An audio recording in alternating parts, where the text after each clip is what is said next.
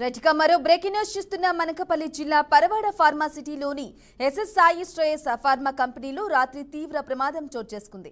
కంపెనీలోని రసాయన వ్యర్థాల ట్రీట్మెంట్ ప్లాంట్ వద్ద స్థాయిలను తనిఖీ చేయడానికి వెళ్లిన ముగ్గురు కార్మికులు అక్కడ విడుదలైన విషవాయువులను పీల్చడంతో అస్వస్థతకు గురయ్యారు. ఈ ప్రమాదంలో కార్మికులు చంద్రశేఖర్ కుమార్లు మృతి చెందగా మరో కార్మికుడు ఆసుపత్రిలో చికిత్స పొందుతున్నాడు. ఆయనను శీలానగర్లోని ఓ ప్రైవేటు ఆసుపత్రికి తరలించగా ప్రస్తుత పరిస్థితి ఆందోళనకరంగా ఉన్నట్లు కుటుంబ సభ్యులు తెలిపారు.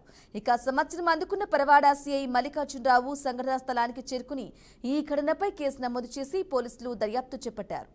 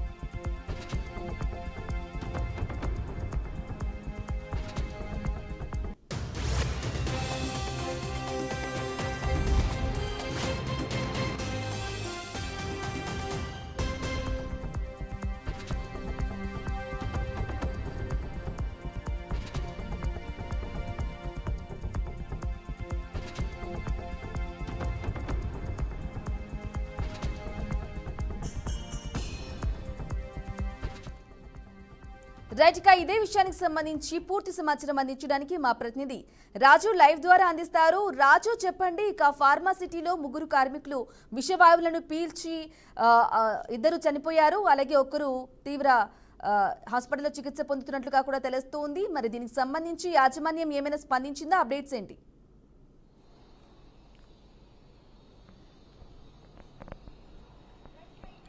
బ్రాహ్మణి చూసుకునేటప్పటికీ, ఎందుకంటే ఫార్మాసిటికల్ కంపెనీకి సంబంధించినంతవరకు ఏదైతే సాయి శ్రేయస్ ఫార్మాసిటికల్ కంపెనీ ఉందో దీనికి సంబంధించి నిన్న సెకండ్ షిఫ్ట్కి వెళ్ళిన, అంటే రాత్రి ఏదైతే షిఫ్ట్ ఉంటుందో నైట్ షిఫ్ట్కి వెళ్ళిన ముగ్గురు అనేది లోపలికి వెళ్ళడం జరిగింది. అయితే రెగ్యులర్గా ఏదైతే తనిఖీలు చేస్తారో ఆ తనిఖీల్లో భాగంగానే నిన్న కూడా వాళ్ళైతే అక్కడ ప్లాంట్ దగ్గరికి వెళ్ళడం జరిగింది. ప్లాంట్లో పర్యటిస్తున్న సమయంలోనే ఒక్కసారిగా కూడా ఏవైతే ఫార్మాసిటికల్ కంపెనీకి సంబంధించినంత వరకు విషవాయువులు వెలువడడం జరిగింది. ఇవి ఎప్పుడైతే బయటకు వచ్చాయో అక్కడ నుంచి వాళ్ళు తిరిగి వెనక్కి వచ్చే సమయం కూడా లేకుండా వెంటనే వాళ్ళపై ఈ విషవాయువులు అయితే అటాక్ చేయడం జరిగింది. దీంతోనే మొత్తం ముగ్గురు ఈ విషవాయువులు పీల్చడం జరిగింది. దీంట్లో అక్కడికక్కడే ఇద్దరు చనిపోగా మరొకరిని మాత్రం ఆసుపత్రికి తరలించారు. ఆసుపత్రిలో కూడా చికిత్స అయితే జరుగుతూ ఈరోజు ఉదయం ఆయన కూడా చనిపోయినట్లుగా కూడా మనకు సమాచారం అందుతుంది. మొత్తం ముగ్గురు కార్మికులు కూడా చనిపోయారన్నట్టు కూడా అధికారికంగా అయితే ఇప్పుడైతే బయటకు వచ్చిన సమాచారం అనేది మనకు చెప్పుకోవచ్చు. అయితే ఈ ముగ్గురు కూడా చాలా చిన్న వయసులో ఉన్న వాళ్ళు, రీసెంట్ గా ఉద్యోగాలు వచ్చిన వాళ్ళు, వీళ్ళంతా కూడా కుటుంబాలు సెటిల్ అవుతాయి. అదేవిధంగా తాము కూడా కుటుంబాలను పెంచి పోషించుకోగలుగుతామంటూ కూడా ఫార్మాసిటికల్ కంపెనీకి సంబంధించినంత వరకు ఉద్యోగం వచ్చిందనగానే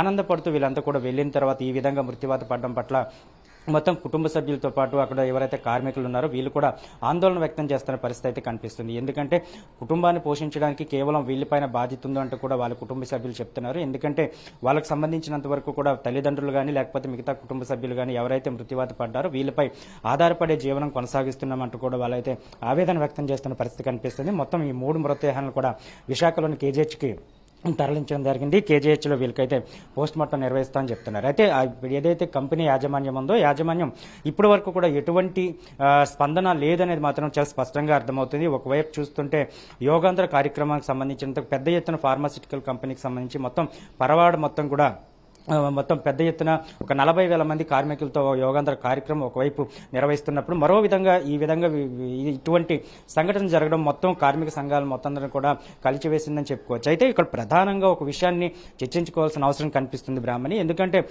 విశాఖకు సంబంధించినంత వరకు అటు అచ్యుతాపురం ఐటీ సర్జీలో కావచ్చు, లేకపోతే ఇక్కడ పరవాడ ఫార్మాసిటికల్ కంపెనీ ఫార్మాలో కావచ్చు, మొత్తం ఓవరాల్ గా చూసుకునేటప్పటికి కొన్ని వేల కొద్ది ఫార్మాసిటికల్ కంపెనీలు కావచ్చు, లేకపోతే ఇతర రసాయనకు సంబంధించిన కంపెనీలు కావచ్చు, చాలా ఎక్కువగా ఉన్నాయి. వీటన్నిటిలో కూడా ప్రధానంగా చూసుకుంటూ వారానికి 1 నుంచి 2 కార్మికులు మృతి చెందుతున్న సంఘటనలు కలిచివేస్తున్న పరిస్థితి కనిపిస్తుంది. దీనిపై కార్మిక సంఘాలు కానీ లేకపోతే మిగతా వాళ్ళు కానీ చాలా పెద్ద ఎత్తున ప్రజా సంఘాలు కావచ్చు, కార్మిక సంఘాలు కావచ్చు, పెద్ద ఎత్తున యాజమాన్యాలకు సంబంధించినంత వరకు కూడా నిలదీస్తున్న పరిస్థితి కనిపిస్తుంది. కానీ ఎక్కడ కూడా మార్పు అనేది రావటం లేదు. యథావిధిగా కార్మికులు అయితే మృత్యువాత పడుతున్న పరిస్థితి అయితే కనిపిస్తుంది. తాజాగా చూసుకున్నప్పటికీ ఇదే పరవాడ ఫార్మాకు సంబంధించినంత వరకు కూడా మొన్న ఒక కంపెనీలో కూడా ఇదే రియాక్టర్ పేలటం వల్ల 2 మృత్యువాత పడ్డారు. దానికి వారం రోజుల క్రితమే మరో 3 మృత్యువాత పడ్డారు రియాక్టర్ పేలి. అదేవిధంగా అచ్యుతాపురంలో చూసుకున్నప్పటికీ మనం చాలా పెద్ద ఎత్తున 8 మంది వరకు కూడా చనిపోయిన పరిస్థితి కనిపిస్తుంది. అంటే ఈ విధంగా ప్రమాదాలు వరుసగా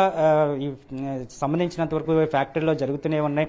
దీనికి సంబంధించి సేఫ్టీ ప్రికాషన్స్ కానీ లేకపోతే ఎందుకు పొల్యూషన్ అధికారులు కానీ లేకపోతే సంబంధించిన ఏదైతే ఫార్మాకు సంబంధించినంత ఒక రెగ్యులర్ గా మానిటరింగ్ కమిటీ ఒకటి ఉంటుంది.